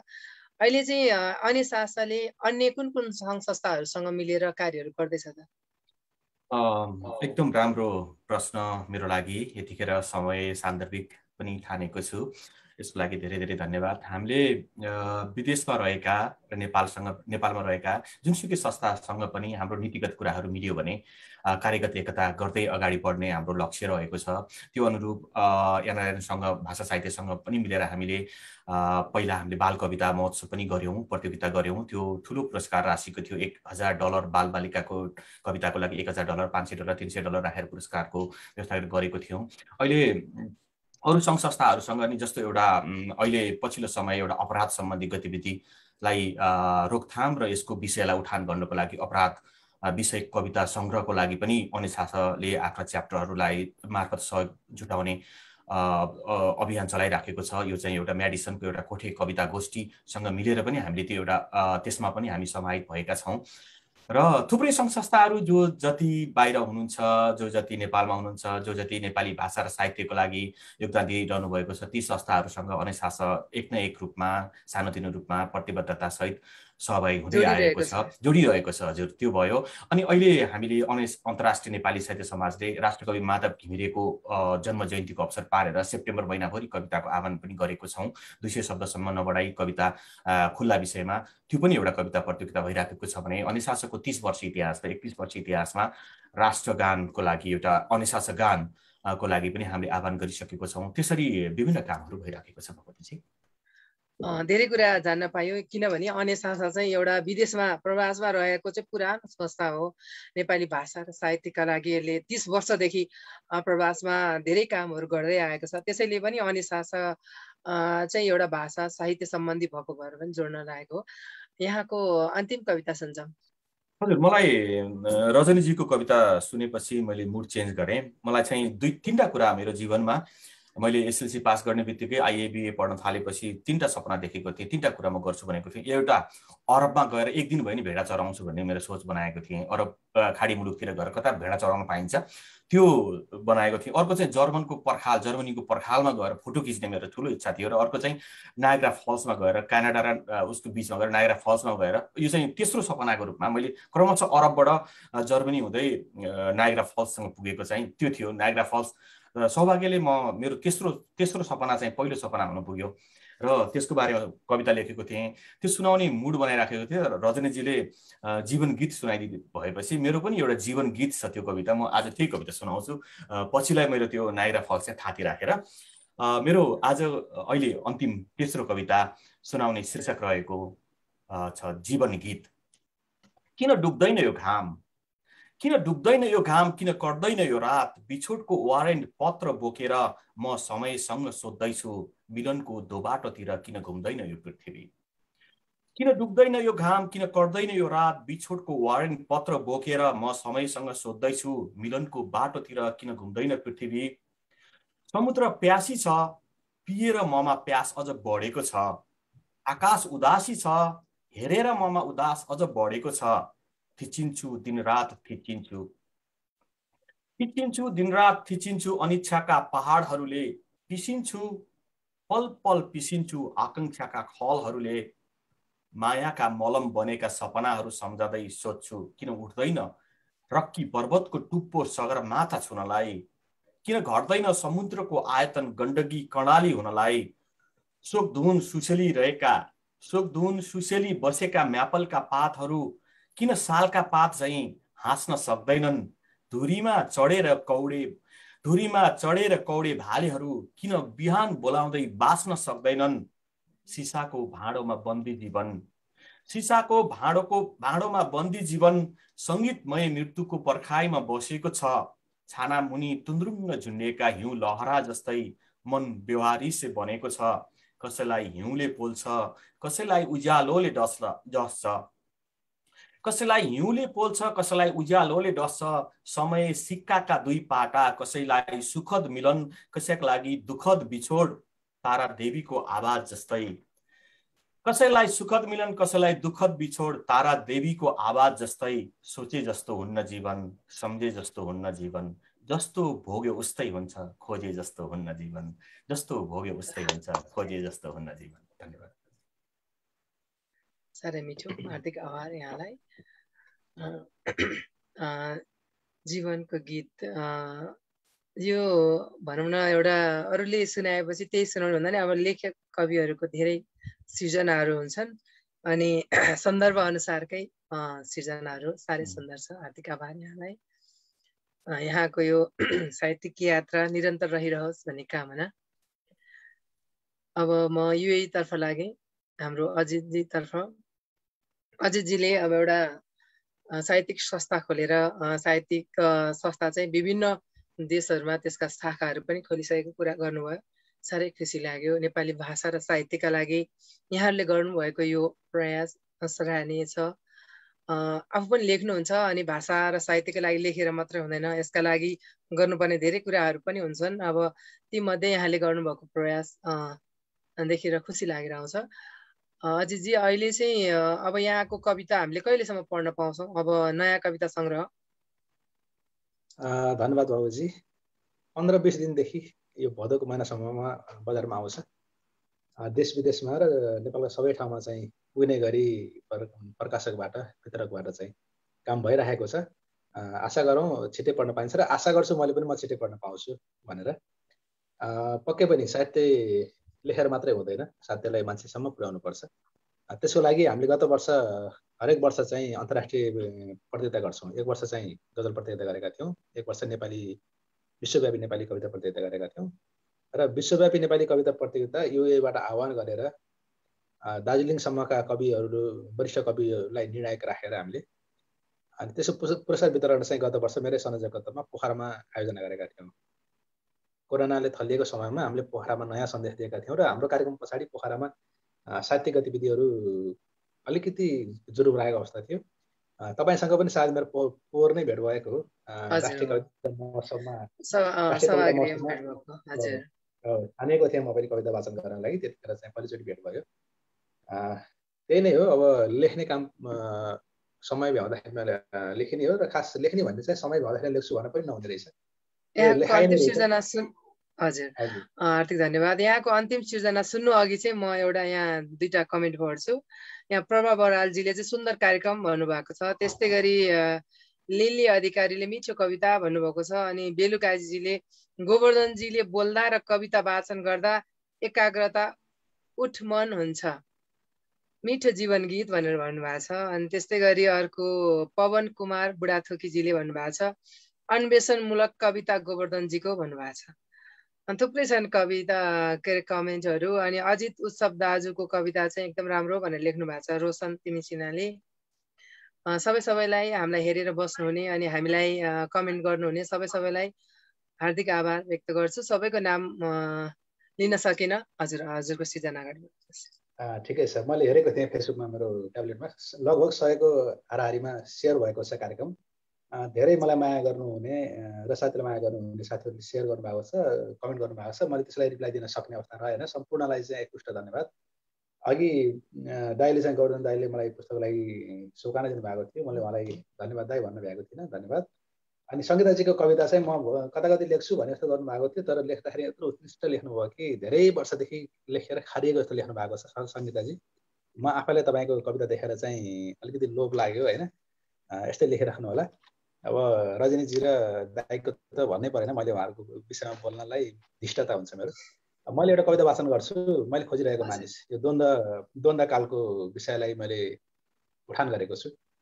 म आफै प्रत्यक्ष द्वन्द्वकालको पीडित नभए पनि नजिकबाट मैले देखे भएको, कतिपय अवस्थामा आर्मी पुलिसको ब्यारेकसम्म पनि पुग्नु परेको, साक्षी बस्नु पऱ्यो, विभिन्न कुराहरू छ। त्यो कुरालाई मैले लेखेको छु। मैले खोजिरहेको मानिस शीर्षकमा। मैले खोजिरहेको मानिस। सखारै चारा खोज्न सिमसार झरेका चखेवाहरू झ्याउकुरी नबास्दै फर्के। भाले नबास्दै झरेका बटुवा डाँडाको नाकमा घाम नपुग्दै फर्के। फर्के बस्तीमा निस्केका सैनिक, मेला गएका मजदुर फर्के। कलिलो घाम क्रमशः छिप्पियो। तन्नेरी भयो, बुढो भयो, अन्तत साँझको बिसौनीमा आराम गर्दा गर्दै निदायो। तर फर्केन ऊ जसलाई मैले वर्षौंदेखि कुरी बसेँ। मैले नै रोपेको धुपीको रुख मै भन्दा अग्लो भयो। हरिया जङ्गल ढाकिए वनमाराले सल्लोको वन उजाड भइसक्यो। धुलाम्य सडक चिल्ला भए, चिल्ला सडक पुनः फुस्रा भए र फुस्रा सडक पुनः धुलाम्य भइसके। यी बाटामा धेरै मानिस आए, मानिस पिच्छेका धेरै सपना आए, सबै आए। साना नानी बाबु जवान भए, मैले जिस्काउने पातलीहरूले एक जवानी जिन्दगी काटिसके। तर बस उही आएन जसलाई मैले वर्षौंदेखि कुरी बसेँ। एका बिहानै बालक सूर्यका मधुर किरण आइपुग्छन् सिरानमै। बिस्तारमै आइपुग्छ चिया, आइपुग्छ गिलास भरी दुध। आउँछन् राष्ट्रिय अखबारहरू, अखबारमा आउँछन् नेता गाउँमा आएको खबर। आउँछन् विदेशबाट नेपाली फर्केको खबर। सबै आउँछन्। कोही अखबारका हेडलाइनमा, कोही आउँछन् एफएमका समाचारमा, कोही आउँछन् चिया गफमा। तर कहिल्यै आएन ऊ जसलाई मैले वर्षौंदेखि कुरी बसेँ। को थियो, कहाँ छौ? को थियो, कहाँ छौ? किन देख्दैनौ? किन सुन्दैन यो पुकार? किन सुन्दैन यो क्रन्दन? बुढी आमाको आँखाको उपचार गर्न आएनौ? बुढी आमाको आँखाको उपचार गराउन आएनौ? बुढा बाबुलाई बुढेसकालमा सहारा दिन आएनौ? जवान बहिनीको इज्जतको रक्षक बनेर दोबाटाहरूमा उभिएनौ? साना स्कुले नानीहरूलाई गणित पढाउन आएनौ? एक युग बदल्ने अठोट लिएको एक युग द्रष्टा वर्षौंदेखि हराइरहेको छ। ऊ हराएको समाचार छापिएका अखबार उहिल्यै धमिराले खाइसके। कहाँ छौ? सबै हटाएका छन्, सबै यहीँ त छन्। जो गएका थिए ती पनि आइसके, जो गएकै थिएन ऊ कहाँ गयो? सुन्दैछु हराएको 1.5 दशकपछि बेपत्ता सहितको सूचीमा उसको पनि नाम राखिएको छ रे। सुन्दैछु हराएको 1.5 दशकपछि बेपत्ता सहितको सूचीमा उसको पनि नाम राखिएको छ रे। मैले खोजिरहेको मानिस अब भने पक्कै आउला हरेक वर्ष शहीद दिवसको दिन। अब भने पक्कै आउला हरेक वर्ष शहीद दिवसको दिन। धन्यवाद। साह्रै एकदम मनछुने कविता, भावहरू त्यस्तै। हार्दिक आभार यहाँलाई। यहाँको यो नवीन कृतिका लागि हार्दिक बधाई फेरि पनि र कृति सफलताको लागि शुभकामना र यहाँको साहित्यिक यात्राको लागि पनि कामना। अब म सङ्गीताजीतर्फ लागेँ। सङ्गीताजी, अब यहाँको कविताको लागि साथीहरूले कमेन्ट गरिसक्नु भएको छ। हाम्रो आजका अतिथिज्यूहरूले धेरै कुराहरू भनिसक्नु भएको छ। यस्तै हो, अब यहाँको सुरुवातकै कविताहरू, गजलहरू सुन्दर छन्। अझै लेख्दै जाँदा अझै कति सुन्दर होला भन्ने हामीले अनुमान पनि गर्न सक्छौँ। यहाँको अन्तिम कविता सुन्छौँ आजको। अन्तिम गजल सुनाउनुहुन्छ कि कविता सुनाउनुहुन्छ? म कविता सुनाउँछु। धेरै धेरै धन्यवाद। एकदमै अजित दाई धेरै धेरै धन्यवाद, गोवर्धन दाई, त्यस्तै गरी रजनी म्यामलाई पनि धेरै धेरै धन्यवाद। आज म तपाईँहरूसँग नयाँ अनुहारसँग भेट्न पाउनु, तपाईँहरूसँग यसरी सँगै यो पर्दामा देखिन पाउनु नै मेरो लागि एकदमै भाग्यमानी कुरा हो। र गोवर्धन दाईसँग त एकचोटि भेट भइसकेको छ जापानमा। र मैले चाहिँ एउटा कविता प्रस्तुत गर्छु आज। विशेष गरी जापानमा यो अप्रिल महिनातिर चाहिँ साकुरा भन्ने फुल फुल्छ होइन। अब कतिजनालाई थाहा छ साकुरा भन्ने फुल फुल्छ। त्यसको चाहिँ समय भनेको लगभग 2 हप्तादेखि 3 हप्तासम्म मात्रै फुल्छ होइन। त्यो बेलामा चाहिँ त्यो साकुरा फुल हेर्न जाने मान्छेहरूको एकदमै धेरै भिड हुन्छ क्या। अनि त्यसपछि अनि म पनि पहिलो वर्ष जापान गएको वर्ष चाहिँ साकुरा हेर्न जान पाइनँ, किन भन्दाखेरि मेरो कामको व्यस्तताले गर्दा। त्यो 3 हप्तामा त त्यो कुन टाइममा 3 हप्ताभन्दा 1 हप्ता लेट भयो भने त्यो साकुरा फुलेर झरिसक्छ, त्यही भएर हेर्नै पाउँदैन। अनि म जान पाइनँ। अनि त्यति बेला लेखेको एउटा कविता छ म प्रस्तुत गर्छु। र तपाईँहरूसँगको आजको यो सहयात्रा, आजको यो भेटघाट एकदमै मेरो लागि अविस्मरणीय नै हो। अब यस्तै गरेर कुनै अवसरहरूमा फेरि भेट भयो भने हामी अवश्य पनि, अन्त म बोलाउने चाहिँ हजुरहरूले पनि मलाई बोलाउनु होला, यस्तै फेरि अर्को अवसरमा भेट्न पाइयोस्। म साकुरा शीर्षकको कविता 6 वर्ष अगाडि लेखेको थिएँ। त्यो कविता म तपाईँलाई आज सुनाउँछु। मलाई ऋतु खूब मनपर्छ, अझ बसन्त ऋतु मनपर्छ। मलाई फुल पनि मनपर्छ र फुलसँगै फुलको बास्ना पनि। त्यसैले होला साकुरा फुल अझै मनपर्छ। अझै तिम्रो माइती नेपालभन्दा झन् तिम्रो नामै मनपर्छ। खुब व्यस्त छौ तिमी र छौ गमक्क पनि। लाजले निहुरिएको तिम्रो शिर छेउमा उभिएर हजारौँलाई चटारो छ तिमीसँग तस्बिर खिच्न। किनकि तिमी फर्किन्छौ मात्रै हरेक ऋतुमा र केही दिनको पाहुना हौ। यहाँ भ्याइ नभ्याइ छ दुनियाँलाई तिम्रो सुन्दरताको बयान गर्न। अझ रङ्गी बिरङ्गी बनेको देख्दा थकित मनहरू पनि खुसी महसुस गर्छन् होला। जसरी तिमीले सिङ्गो जापान नै मण्डपमा बसेकी बेहुली जस्तै सिङ्गारिदिएकी छौ। परदेशमा व्यस्त रहने लाखौँ परदेशीलाई पनि तिमीलाई हेर्न खुब फुर्सदिला बन्छन् आजभोलि। तर माफ गर सबैको अनि प्यारो साकुरा तिमीलाई हेर्न जान आज मलाई फुर्सद छैन।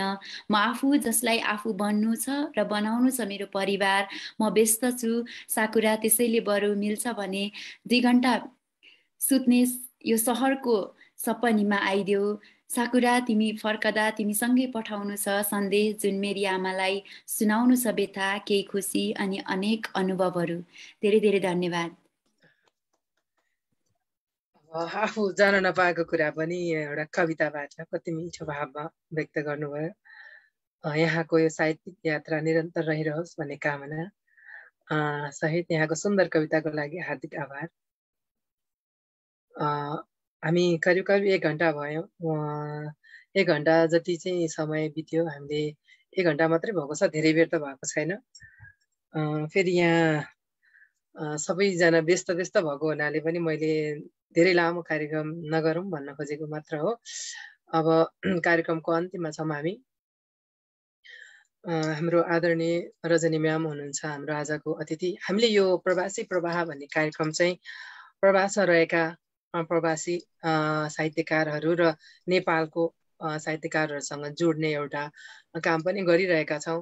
प्रत्येक हाम्रो एपिसोडहरूमा यो प्रत्येक कार्यक्रमहरूमा चाहिँ हामीले नेपालबाट एकजना वरिष्ठ साहित्यकार अनि प्रवासमा रहेका साहित्यकारहरूलाई जोड्ने, नेपाली साहित्यमा प्रवासमा रहेर लेख्नेहरू र नेपालमा लेख्ने, भनौँ न प्रवासमा बसेकोहरूले कस्तो लेखिरहनु भएको छ भन्ने कुरा पनि नेपालका साहित्यकारहरूले थाहा होस्। अनि भनौँ न एउटा साहित्य जहाँ बसेर लेखे पनि, अघि पनि भन्नुभएको छ रजनी म्यामले, साहित्य भने यस्तो लेख, कविता भनौँ न कुनै पनि साहित्य सृजना यस्तो लेख भनेर कसैलाई पनि भनिँदैन। त्यो आफैले लेखिन्छ, आफ्नै भावना, आफ्नै विचार, आफूले देखेका अनुभव, भोगेका कुराहरू लेखिन्छ भन्ने कुराहरू गर्नुभएको छ। अब अन्तिममा आज हाम्रो उपस्थित हुनुभएका सम्पूर्ण अतिथिज्यूहरूका कविताहरू सुन्नुभयो विभिन्न देशबाट।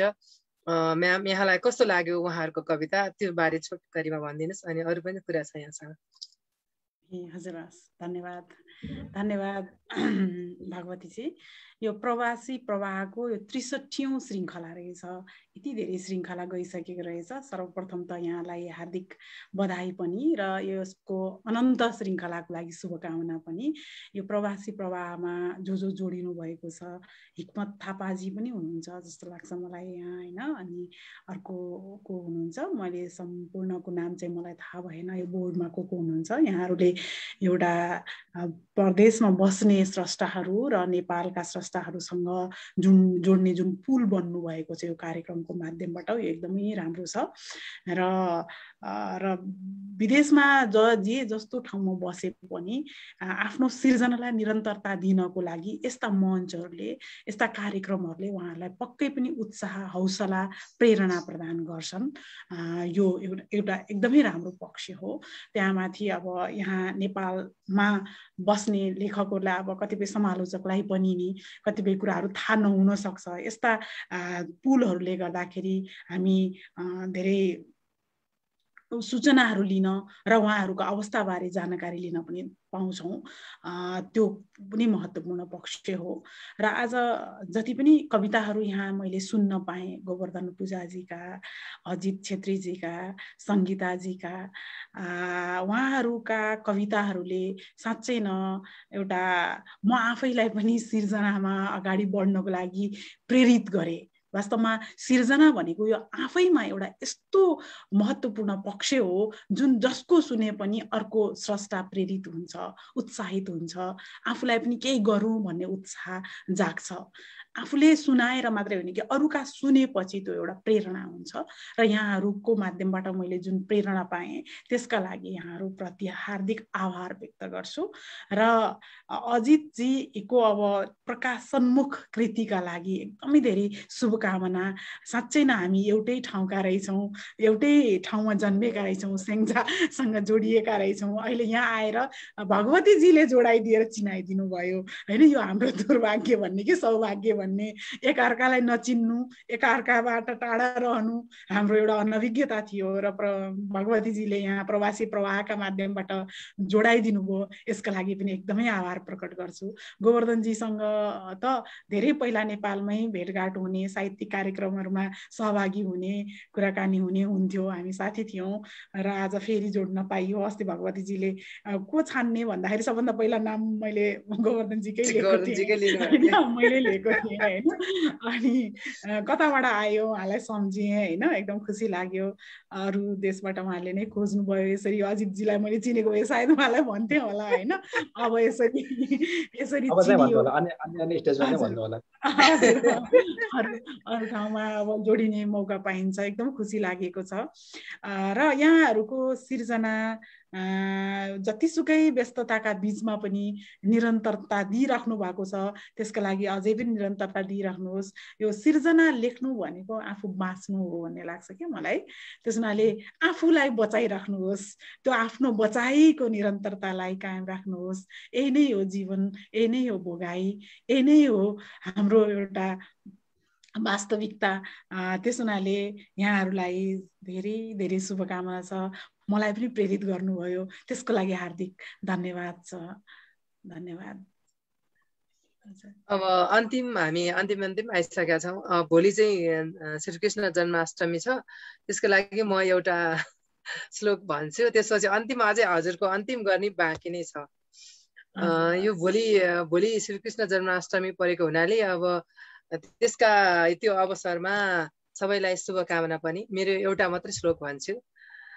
तिमी कृष्ण मेरा धराका सहारा, भयो जिन्दगीका सुनौला सितारा, सुनाएर बम्सी दिनु स्नेह धारा, तिमी प्राण जस्तै भएछौ प्यारा, तिमी प्राण जस्तै भएछौ प्यारा।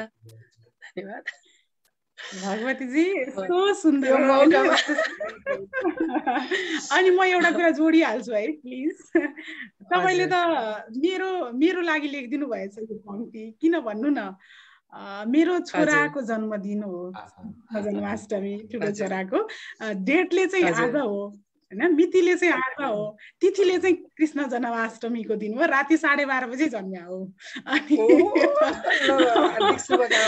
मेरो लागि मेरो अनुभूति कृष्ण प्यारा भनेर मेरो छोराको लागि श्लोक लेखेको जस्तो मलाई यस्तो खुसी अनुभूति भयो।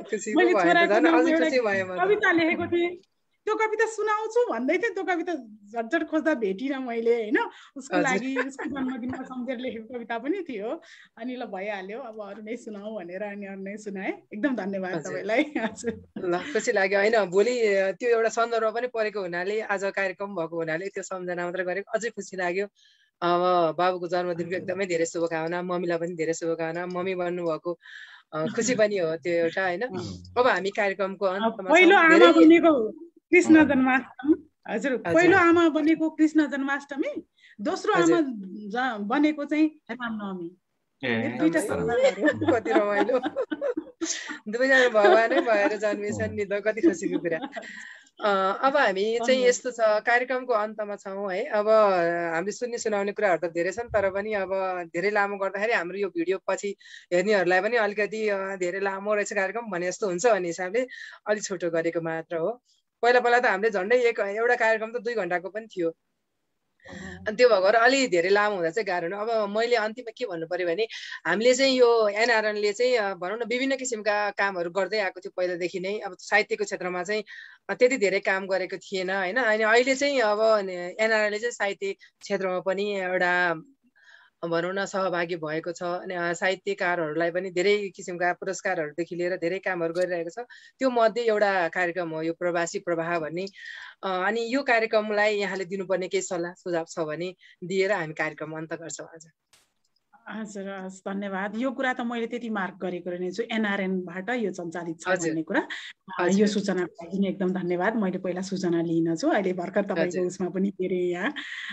एकदमै एनआरएनले अब एउटा विदेशमा बसेर नेपालीहरूको एउटा विकासको लागि विभिन्न क्षेत्रमा जुन काम गरिरहेको छ, एउटा आफ्नो एउटा प्रखरता देखाइरहेको छ, संलग्नता देखाइरहेको छ, सहभागिता देखाइरहेको छ, त्यो स्तुत्य छ। र आफै नेपालीहरूको एउटा संगठन हो, विदेशमा बस्ने नेपालीहरूको। अब उहाँहरू आफै सक्रिय भएर आफूलाई अगाडि बढाउनु भनेको आफ्नो पहिचानलाई कायम राख्नु हो। र यो कायम राखेर उहाँहरू विदेशबाट चिनिनु भनेको नेपाललाई चिनाउनु हो र हामी चिनिनु हो, संसारमा जहाँतै नेपाली चिनिनु हो। त्यसैले हामीलाई बचाउनुहोस्, तपाईँहरूले हामीलाई बचाउनको लागि, नेपाललाई बचाउनको लागि, नेपाली भाषा र साहित्यलाई बचाउनको लागि यो गरिराख्नु भएको छ। यसका लागि एकदमै धेरै शुभकामना भन्छु। र यहाँहरूको यो अझै धेरै सक्रियता बढ्दै जाओस् र थरीथरीका स्रष्टाहरूलाई, थरीथरीका अब साहित्यमा पनि कवितामा पनि थरीथरीका कविता लेख्ने स्रष्टाहरूलाई पनि जोडाउनुहोस् होइन। त्यस्ता खालका सिर्जनाहरू पनि अगाडि ल्याउने काम गर्नुहोस्। र अब अरू साहित्यिक विधाहरूलाई कसरी प्रमोट गर्न मिल्छ त्यो कुरातिर पनि ध्यान जाओस् भन्ने जस्तो लाग्छ मलाई। कविता मात्रै होइन, अरू साहित्यिक विधामा रुचि राख्ने स्रष्टाहरू पनि हुनुहुन्छ, उहाँहरूका लागि पनि त्यस्ता खालका फोरमहरू निर्माण गर्ने र त्यसबाट अगाडि बढाउने। यो कविता सुन्ने सुनाउने त एउटा कार्यक्रम भइहाल्यो, अरू पनि त्यस्ता खालका केही कार्यक्रम बन्न सक्छन्, त्यो पनि बन्यो भने अझ सुन्दर हुन्छ। यहाँहरू आफै सचेत र चेतनशील हुनुहुन्छ आफ्नो पहिचानका लागि। अब मैले त के सन्देश दिनु, र म आफै यहाँ आएर परिचित भएँ, चिनिएँ, यसका लागि म आभारी छु। धन्यवाद। हार्दिक धन्यवाद यहाँलाई। यहाँको यो बडप्पन हो, हामीलाई त्यति भनिदिनु ठुलो कुरा हो। यहाँ एउटा समालोचक पनि भएको हुनाले पनि समालोचकीय दृष्टिकोणले पनि धेरै कुराहरू भन्नुहुन्छ, त्यो हिसाबले पनि हामीलाई त्यो मनन योग्य हुनेछ। यहाँको यो अमूल्य समय र विचारका लागि हार्दिक आभार। आज उपस्थित हुनुभएका हाम्रा आदरणीय गोवर्धन पूजाज्यू अनि अजित छेत्रीज्यू अनि त्यसपछि हाम्रो सङ्गीता कुँवर, सबैलाई यो अमूल्य समय र सृजनाको लागि हार्दिक आभार भन्दै आजको कार्यक्रम समाप्त। धन्यवाद।